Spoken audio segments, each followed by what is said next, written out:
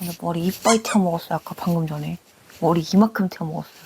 여기 불 붙었어. 촛불에 머리 이만큼 태워 먹었어요. 열심히 수습하고 왔습니다. 머리에 타니까 탐 냄새 진짜 많이 나는데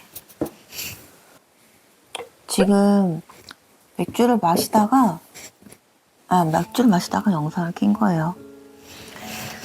그냥 좀 이거 웨하스 한잔 하시죠? 그냥 기분도 그렇고 날씨도 춥고 저 원래 술을 잘 안 마시는데 이거 저번에 나방 때 기억나세요? 2개 사고 하나 남은 거? 그거 지금 마시고 있어요. 저랑 맥주 한잔 하실까요? 괜찮죠?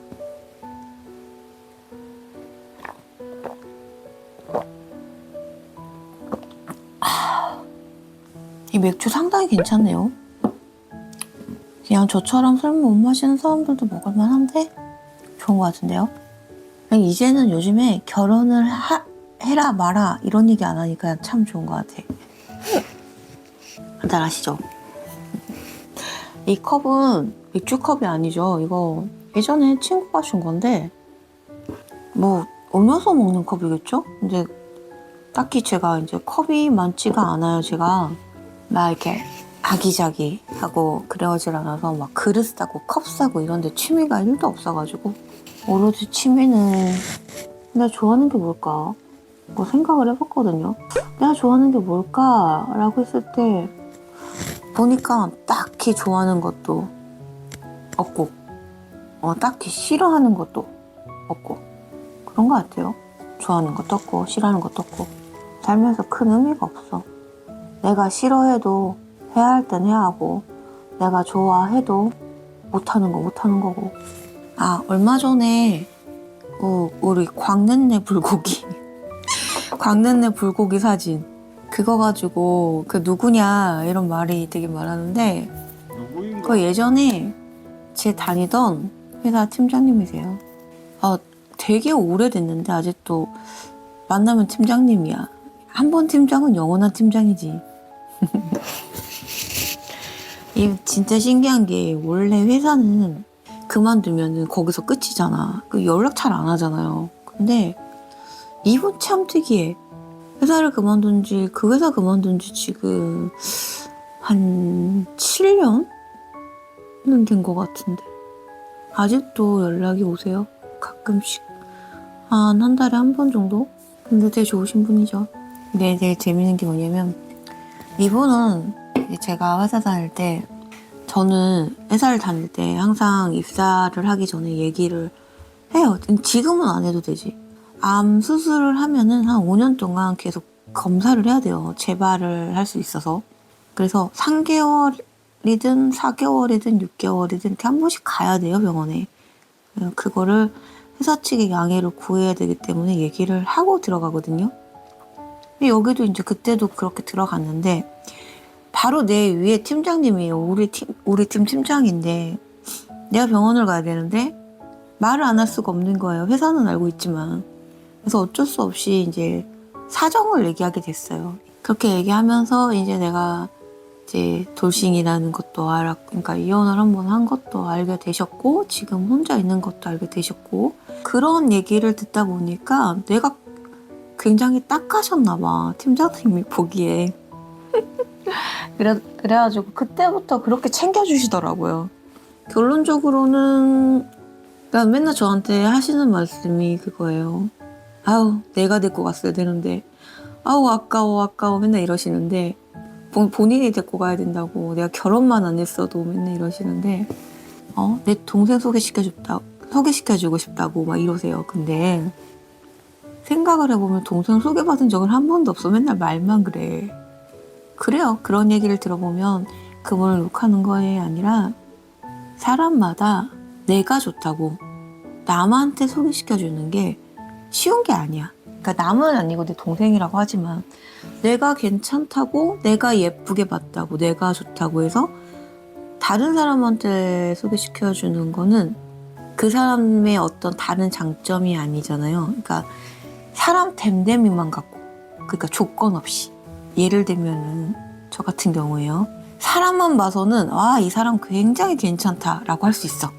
근데 조건을 봐서는 아닌 거지. 왜냐면 일단은 재산도 없어, 부모도 없어.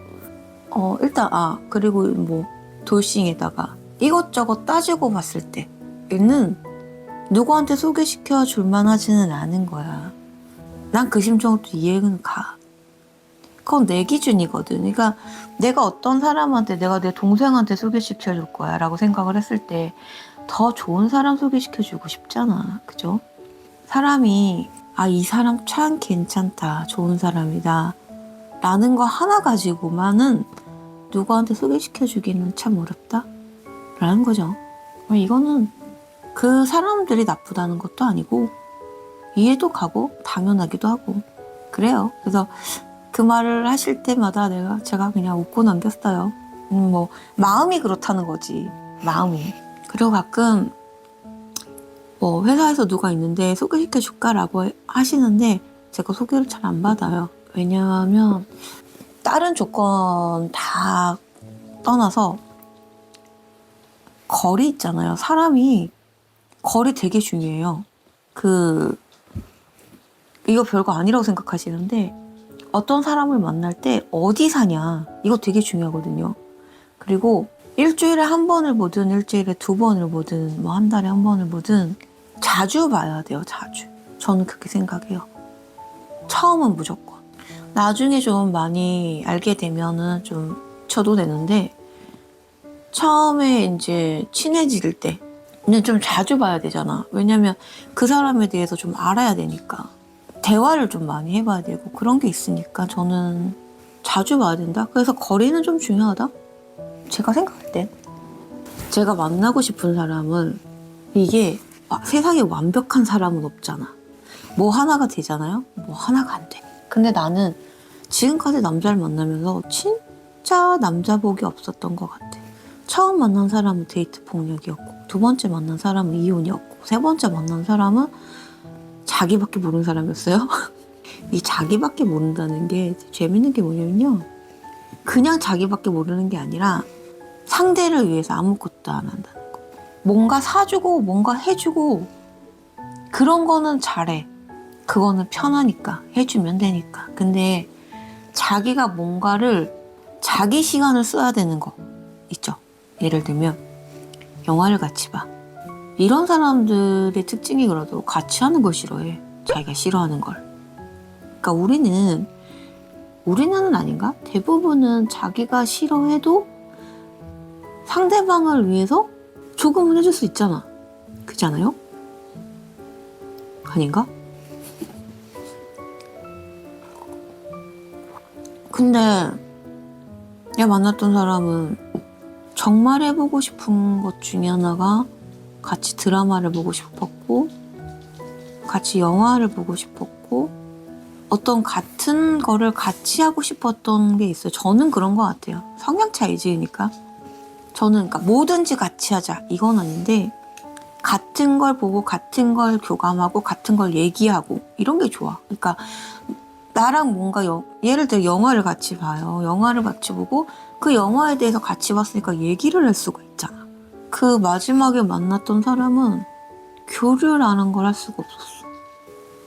내가 만났던 사람은 이렇게 힘들고 고민 있고 뭐 이런 거 얘기하잖아요. 그러면 그런 걸 왜 얘기하는지 이해를 못했던 사람이에요.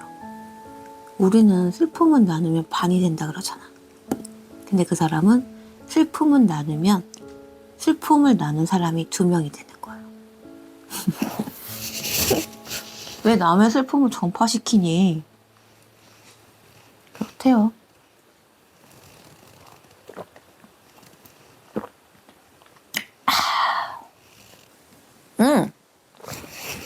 이거 잊으면 안 돼요. 구독과 좋아요, 알림 설정 부탁드립니다. 이런 말 하는 것도 쑥스럽긴 하네. 안녕, 잘 자요, 빠이빠이, 다음에 봐요.